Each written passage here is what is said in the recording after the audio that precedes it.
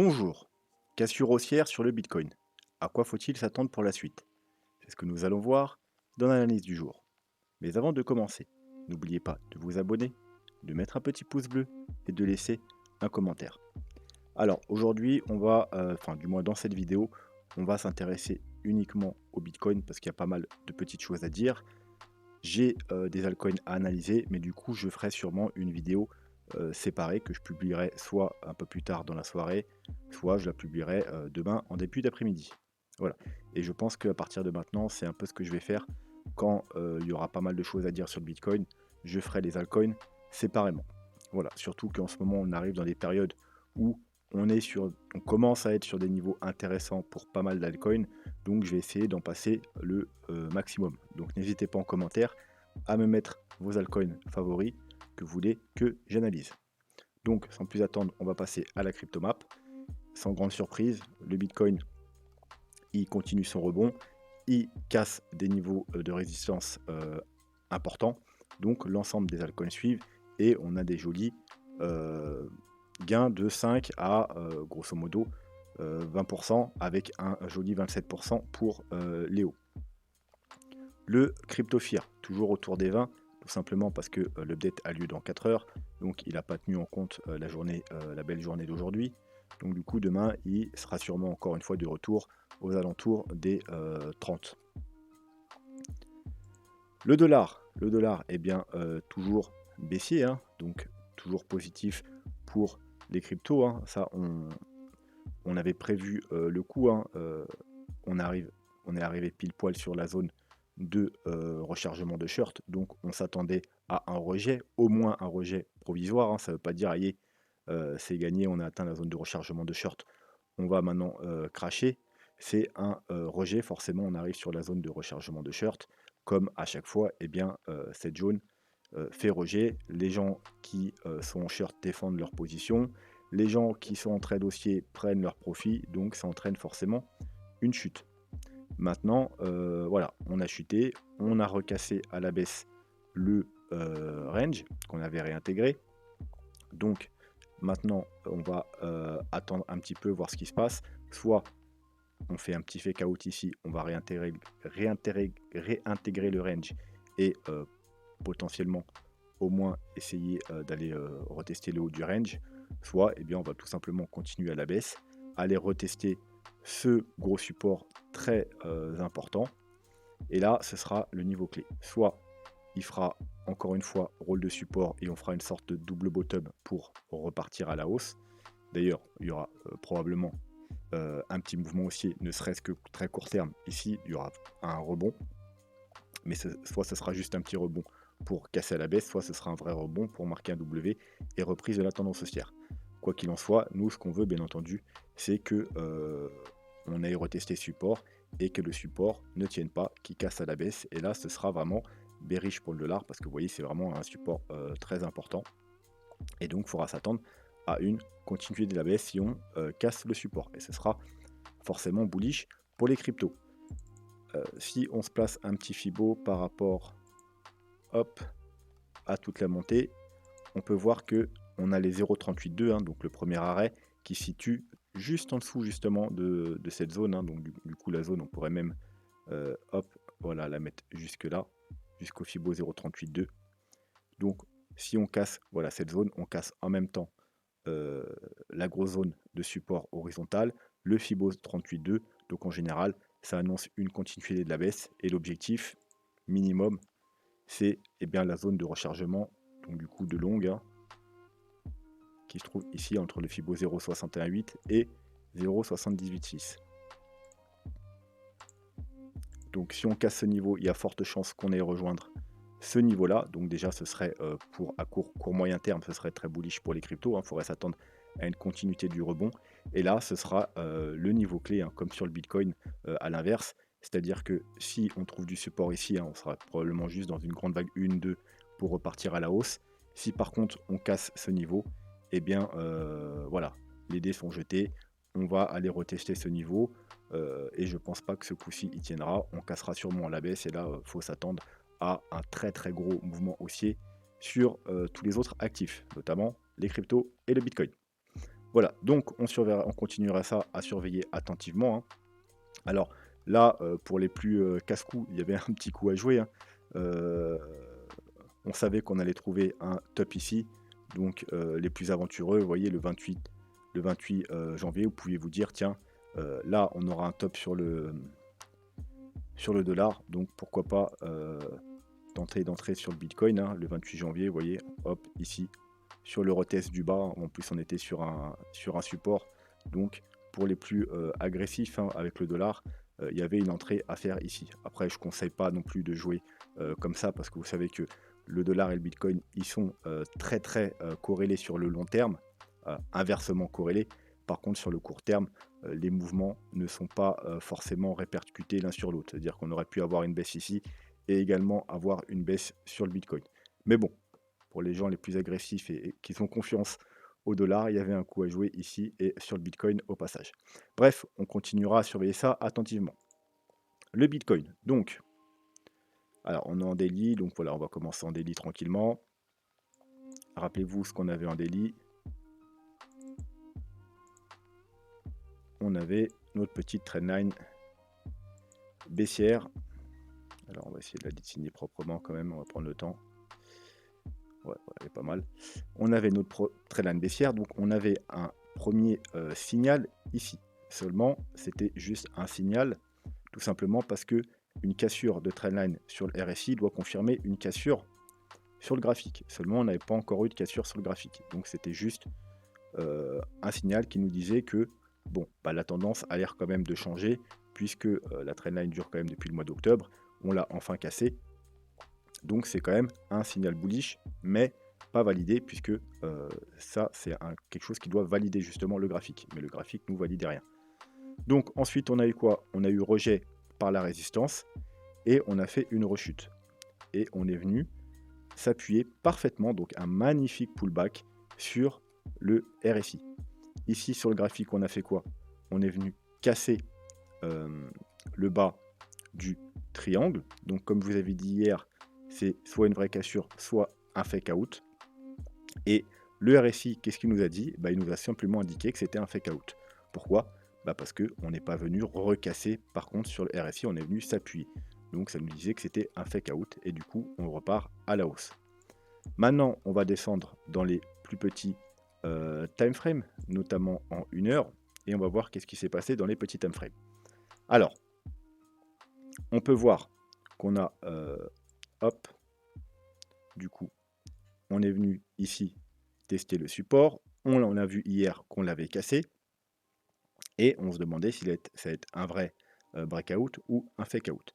Donc, moi, personnellement, qu'est-ce que j'attendais? Et bien, tout simplement, j'attendais un point pour acheter parce qu'on est plutôt bullish ces derniers jours, notamment à cause du dollar, du RSI, etc. Donc, moi, je cherchais un point d'entrée. Donc, comme d'hab, j'ai mis mes Fibo et j'attendais, bien entendu, cette zone-là.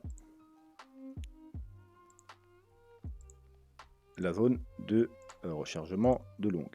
Enfin, la zone de rachat d'une potentielle vague 2. Voilà, donc j'ai mis mes alarmes et malheureusement, quand on a fait le petit bottom ici, j'étais pas devant mon écran, j'étais occupé et mon alarme du coup a pas sonné puisqu'on n'est pas venu rechercher la zone idéale. Alors depuis le début, vous remarquerez, on va en parler après, je vais terminer ce coup-ci. Du coup, on n'est pas venu. Par contre, si j'aurais été devant mon écran, bien entendu, j'aurais fait quelque chose ici parce qu'on avait quand même un magnifique petit W double bottom avec, alors on va s'enlever ça, une belle divergence, vous voyez, en H1. Ici, vous voyez, ici, on fait des plus bas, alors qu'ici, on fait des plus hauts. Donc, divergence haussière, notamment sur ces deux bougies-là. Vous voyez, ici, là, on fait un double bottom, et là, on fait clairement un plus haut. Donc, une belle divergence haussière, un joli W. On pouvait prendre ici ou à la cassure de W. Malheureusement, moi, quand je suis revenu, on était déjà par ici, et du coup, c'était plus une bonne situation pour prendre un trade. Donc, j'ai dû attendre. J'attendais quoi? Bah, tout simplement, j'attendais le pullback ici, le rejet, et encore une fois, j'ai placé mon petit Fibo et j'attendais encore une fois les 0,5, 0,618. Hop, alors je vais le placer bien pour vous montrer.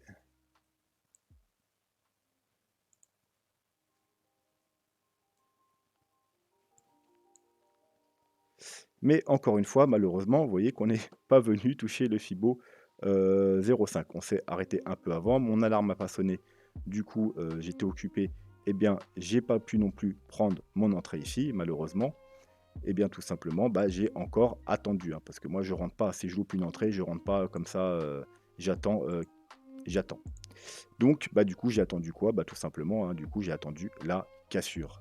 Et voilà, donc la cassure s'est fait très rapidement, c'était très difficile d'entrer. Donc, je suis rentré par ici, 38 200. Voilà, mais j'ai finalement réussi quand même à rentrer, même si c'est pas du coup sur le bottom, hein. Donc voilà, ouvert un trade qui se trouve ici, voilà, entrée 38 200 et voilà, quand j'ai posté le truc, on était à 40 300.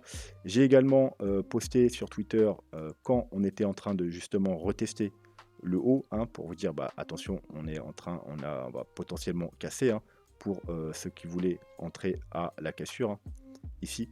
Donc voilà, donc il y avait moyen pour ceux qui me suivent de Twitter de entrer un peu plus haut à la cassure du triangle. Donc maintenant, on va s'enlever ça parce qu'on n'en a plus besoin. Voilà, ce que je voulais dire tout à l'heure, c'est que depuis plusieurs jours, j'ai remarqué que tout simplement, ils ne voulaient pas, ceux qui gèrent, qui dirigent un peu le marché, hein, qui lead un peu le marché, ils ne voulaient pas laisser entrer les gens. À chaque fois, ils font des pièges. Vous voyez ici, vous avez fait 3 fake out, donc les gens ont été piégés. Ensuite, on repart à la baisse. Ici, hop. Alors, on est venu rechercher les 0,5, hein, c'est là où j'avais pris mon premier trade, mais on n'est jamais revenu chercher les 0,518. Ensuite, ici, pareil, on n'est pas revenu rechercher ni les 0,5 ni les 0,618. Et comme je vous ai montré, ici également, hop, sur le dernier mouvement, on n'est pas revenu chercher les 0,5, 0,618. Donc, en gros, il vous laisse très peu d'occasions de rentrer. Et une fois que ça casse, vous voyez, on fait des bougies, on peut se même mettre en 5 minutes, hein. Ça monte très vite, hein. Ça vous laisse vraiment pas le temps d'entrer. Donc en général, ça c'est plutôt quelque chose de bullish. Quand vous voyez que le marché essaye de vous empêcher de rentrer, c'est que c'est quelque chose de plutôt bullish. Donc maintenant, où on en est? Bon, eh bien, on a eu la cassure haussière, grosse bougie haussière. On a cassé au passage la trendline rouge, hein, qui dure depuis le mois de le début novembre, hein, depuis le top. Mais attention, alors on va se mettre en 4 heures maintenant pour voir tout ça. La cassure du triangle est bien validée parce qu'on a fait, vous voyez, en 4 heures, on a une bougie de cassure, une bougie de confirmation. Par contre, la trendline et le gros niveau de résistance là, la cassure n'est pas encore validée. Tout simplement parce que c'est pas une figure 4 heures. Le triangle, c'est une figure 4 heures. La résistance et la trendline, c'est du daily. C'est quelque chose qu'on regarde en daily. Donc, pour confirmer la cassure de ce gros niveau, il faudra attendre à minima, eh bien, la clôture de ce soir, mais au mieux une confirmation avec la bougie de demain. Vous savez que une clôture, c'est bien, mais ça suffit pas en général. Ça arrive souvent qu'on clôture et que l'autre bougie reparte directement à la baisse. Donc la vraie confirmation, c'est bien entendu la bougie de demain qui confirmera la cassure de ces deux niveaux. Et là, ce sera un signal haussier. Le premier objectif, bien entendu, si on devait confirmer tout ça et continuer la hausse, c'est tout simplement le gros niveau de résistance qui est juste au-dessus, c'est-à-dire le haut du rectangle orange, le haut de la grosse résistance horizontale, cumulé avec l'ancienne grande trendline baissière en rose, hein, ici, hein, qu'on avait cassé à la hausse, pullback, cassure haussière, résistance, voilà, donc ce serait un gros pullback sur ce niveau-là. Donc bien entendu, ceux qui ont pris des trades, que ce soit ici, ici, ici ou ici à la cassure, et il faudra prendre des profits ici. Alors vous avez deux solutions, soit vous prenez des profits et vous laissez le reste si on va plus haut, soit carrément vous clôturez le trade et vous attendez une cassure de ce niveau pour tout simplement re-rentrer en trade. Ça, c'est à vous de voir comment vous voulez jouer la chose. Alors, voilà, donc c'est tout, je pense qu'on va dire sur le Bitcoin pour le graphique. On va du coup aller jeter un œil Alors, pas tout de suite aux indicateurs. On va déjà voir où on en est. Ça fait longtemps qu'on n'a pas regardé notre graphique avec le canal. Donc, bah, tout simplement, vu qu'on a cassé cette trendline baissière, l'objectif, c'est tout simplement eh bien, le bas de notre canal, hein. En gros, on a cassé le canal, ce serait un pullback dessus. Donc, encore une fois, c'est autour des 43 000 dollars. Bien entendu, là, soit on va être rejeté, soit on va casser. Et si on recasse le bas du canal avec confirmation, bien sûr, en daily, eh bien, bah, non seulement c'est très bullish, mais bah, du coup, l'objectif, hein, comme à chaque fois, hein, c'est bien entendu la médiane du canal. Donc, ce sera les 51 000, environ 51 000 dollars. Et graphiquement, on peut voir que ça correspond au bas, justement, de la zone de rechargement de short. Donc, tout semble un peu logique. Je vous rappelle qu'on a la grosse zone de rechargement de short ici. Donc, si on casse ce niveau-là, avec confirmation, les 43 500 dollars, l'objectif, ce sera la zone de rechargement de short. Donc, le canal, il nous confirme quoi? Eh ben, il nous confirme tout simplement les targets. Que le premier objectif, c'est bien les 43 000 dollars. Donc, environ voilà, les 43 000 dollars. Et que si on casse ce niveau avec confirmation, le prochain objectif sera les 51 000 dollars. Et puis pareil, hein, si ce niveau est cassé, l'objectif suivant, ce sera les 61 000 dollars. Donc le haut du canal qui se cumule. Alors ça dépend combien on va mettre de temps, hein, mais si on devait faire un mouvement comme ça, par exemple, très rapide, hein. Alors bon, c'est un peu rapide, enfin ça dépend, c'est quand ça? Février, ouais, donc ce serait un peu rapide, je pense. Mais si on faisait un mouvement comme ça, il y aurait un double, une énorme résistance ici, hein, le haut du canal et l'ancienne trendline haussière. Voilà, mais je pense pas qu'on puisse faire un mouvement quand même aussi rapide, hein. Je pense que le mouvement il serait plutôt de genre là, mais ça ferait quand même une zone de résistance importante ici. Bon, bien entendu, on est encore très loin de ces niveaux. Il y a déjà tout le reste à passer. Ensuite, le graphique long terme. Donc, comme vous le savez, hein, déjà, on a atteint le début de la zone intéressante d'achat très long terme. Et là, on parle du très long terme, hein, du weekly, hein. Comme à chaque fois, vous voyez, ça, c'est les zones par rapport au Fibonacci. Hein, donc, c'est Fibos en log 0,236, 0,382. À chaque fois, c'était les bottoms des très grosses corrections. Donc, c'est les signaux d'achat, d'accumulation très long terme. Vous pouvez voir à chaque fois qu'on atteint ces zones, eh bien, regardez qu'est-ce qui se passe. Voilà. Donc, on a atteint pile poil le début de la zone, hein. Donc ça ne veut pas dire qu'on ne peut pas aller plus bas, hein, vu que la zone elle est assez large, elle va jusqu'aux 20 000 dollars. Il y a également le bas du canal vers les 29-30 000 dollars, hein, le bas de ce canal-là, donc qui a fait support depuis 2013-2014. Donc voilà, on pourrait bien entendu aller plus bas, c'est à envisager bien entendu. Pour l'instant, on est bullish sur du 4 heures, sur du daily, mais les gros time frame nous ont encore donné aucun signal d'une reprise de tendance haussière. Donc justement, on va aller faire un tour, on va s'enlever le graphique, on n'a pas besoin, du côté des indicateurs. Et on va commencer par le daily. Donc le RSI, on a déjà vu. On va s'intéresser du coup, pour commencer, aux moyennes mobiles. Alors, comme vous pouvez voir, on est en train de casser. Alors, je vais dézoomer pour que vous voyez un peu. Voilà. Donc, comme d'habitude, hein, on a le MA21, MA100, MA200, MA50. Donc là, on est en train de casser la EMA21. Donc, c'est plutôt bon signe. Mais comme vous pouvez voir, ici, on l'avait cassé également. Ça ne nous a pas empêché de repartir à la baisse. Donc, c'est un bon signe. Mais voilà, ça reste du daily, ça reste juste une moyenne mobile. Donc, c'est pas non plus un signal totalement bullish pour aller vraiment tout le monde. Bref, on l'a cassé, bien entendu, la confirmation se fera demain avec la clôture de la bougie et une confirmation de la bougie. Le premier objectif, c'est tout simplement la moyenne mobile 50 en orange, qui se trouve encore une fois aux 43 000 dollars. Vous voyez, donc tout concorde. L'objectif, il y aura des grosses résistances aux 43 000 dollars. Si on casse les 43 000 dollars, le prochain objectif, c'est tout simplement l'AMA 200 et d'ailleurs l'AMA 100 d'ici là vont se cumuler. Celle-là va descendre un peu, celle-là elle va monter un peu. Donc voilà, grosso modo, elles vont se rejoindre vers ici, vers les 49 000, 50 000 dollars. Donc encore une fois, on est proche de notre objectif des 51 000 dollars. Donc encore une fois, 50-51 000 dollars.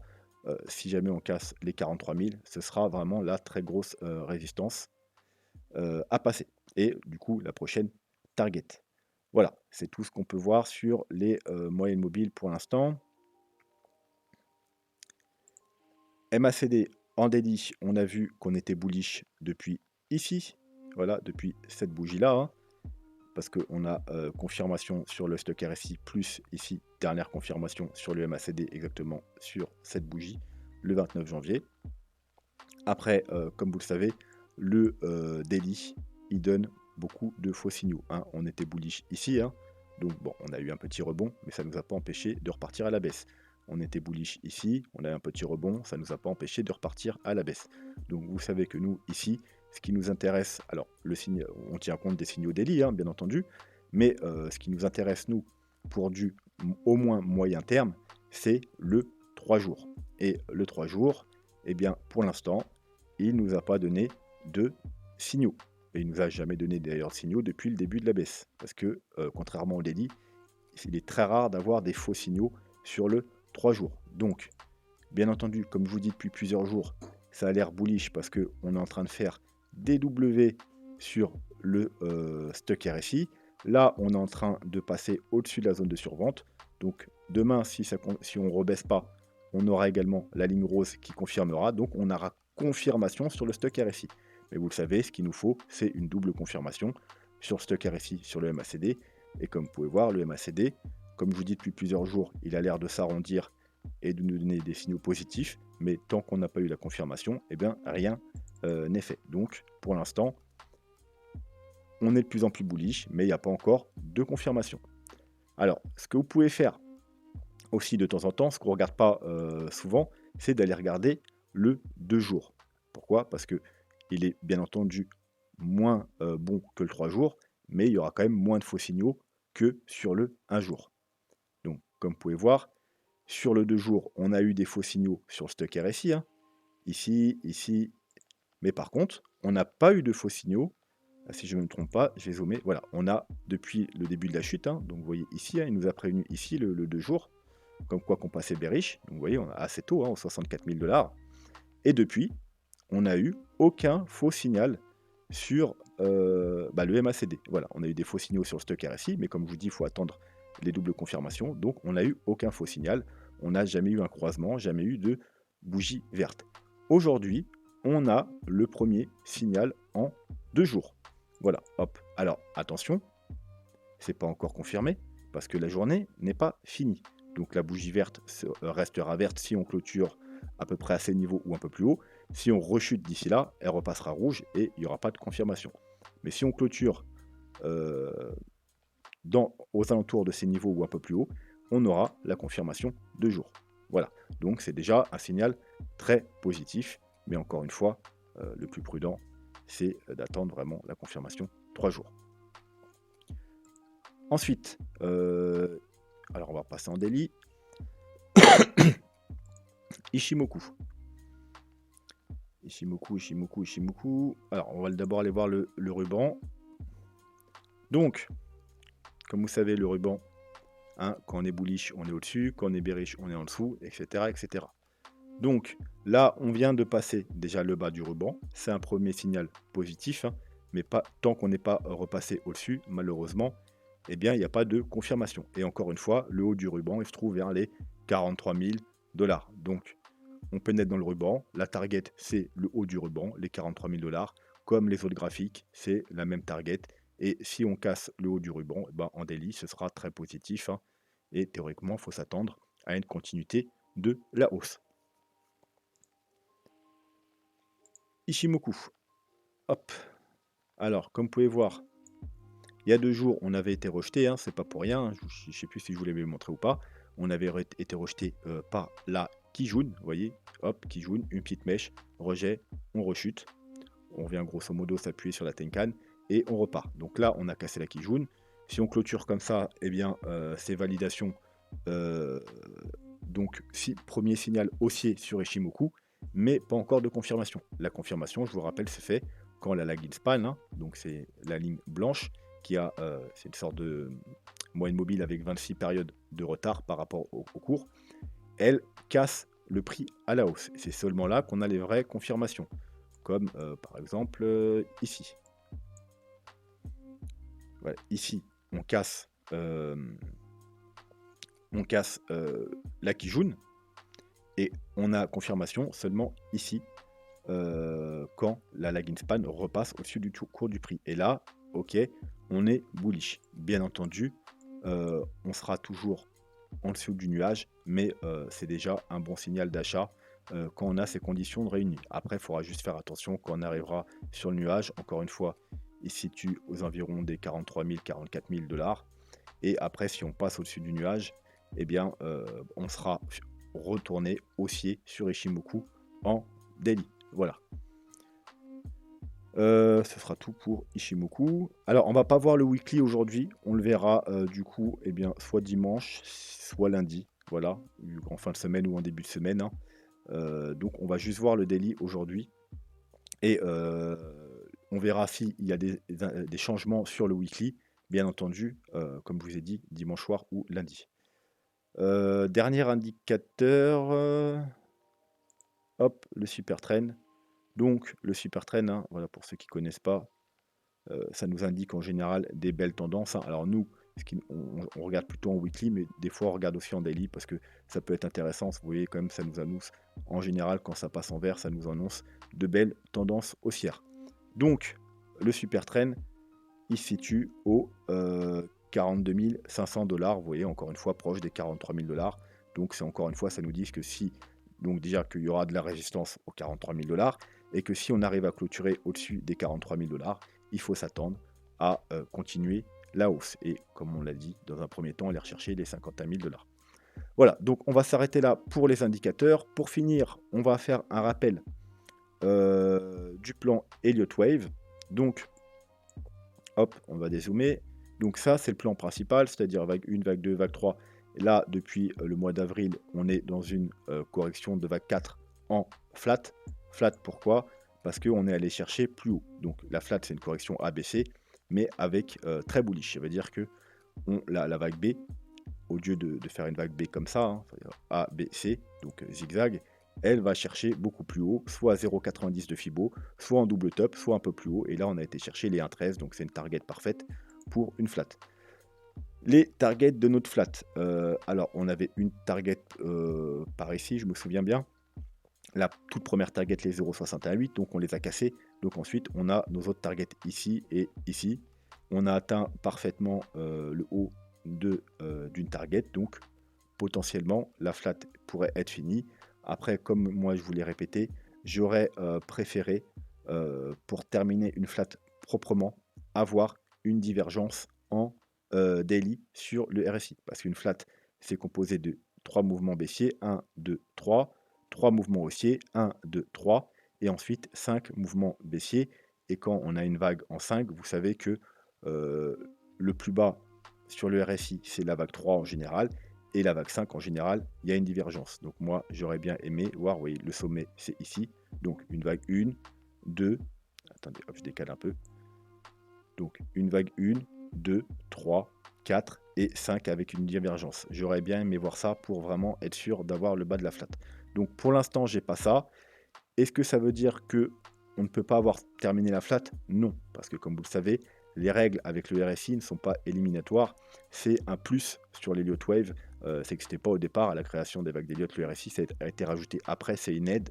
Donc c'est pas éliminatoire, c'est juste, il est préférable voilà, de voir une vague 3 plus haute, une vague 5 en divergence, mais ça arrive de temps en temps que, eh bien, on n'ait pas de divergence sur une vague 5. Ça ne veut pas dire qu'on doit éliminer le scénario, parce que, comme je vous le rappelle, le RSI, c'est une aide. Voilà. Donc, on peut très bien avoir trouvé le bas de la flat, mais voilà, moi, effectivement, j'aurais préféré quelque chose de plus propre, hein. Donc, par exemple, là, qu'on monte aux 43 000 $, qu'on ait un dernier push pour faire soit un double bottom, soit aller un peu plus bas, avec une belle divergence RSI.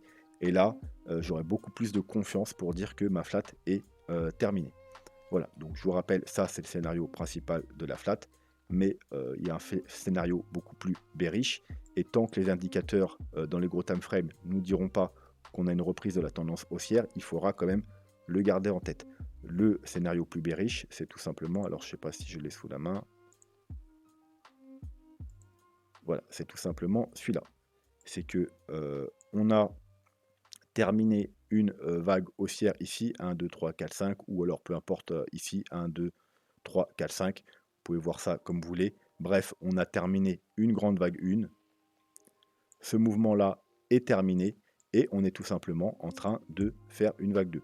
Et si on doit terminer ce mouvement ou ce mouvement, eh bien, il nous faudra du temps. Là, ce n'est pas une correction suffisante et du coup, il nous faudra une grande correction, soit en ABC, soit en WXY. Et du coup, ça va nous donner un mouvement comme ça. Là, on est dans une A. Ensuite, on aura un rebond. Alors, soit maintenant, hein, soit on a déjà trouvé le bottom là A, soit on va aller un peu plus bas avant de rebondir. Mais quoi qu'il en soit, on aura à un moment donné un gros rebond. Gros rebond pour aller au moins chercher les 0,38,2, voire la zone de rechargement de short, donc qui se situera à peu près par ici. Et ensuite, une vague C, donc une correction qui va durer longtemps, euh, pratiquement jusqu'à l'année prochaine. Voilà. Et ensuite seulement, eh bien, on continuera la hausse comme ceci. C'est pour ça que je vous dis, tant, alors on va revenir au premier graphique, tant qu'on n'a pas cassé cette zone de rechargement de short, on sera toujours potentiellement dans un rebond.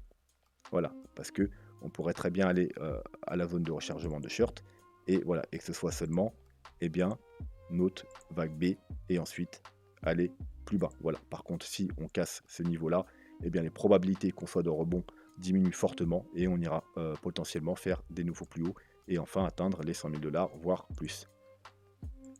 Voilà, ce sera tout pour le Bitcoin aujourd'hui. Comme je vous ai dit, ensuite, il y aura une vidéo sur les altcoins. Donc, les deux premières altcoins que je vais analyser, c'est Océan et Neo. Mais n'hésitez pas à me donner vos altcoins en commentaire, tout simplement, parce que je vais en faire, je pense, beaucoup plus dans les jours qui viennent, hein.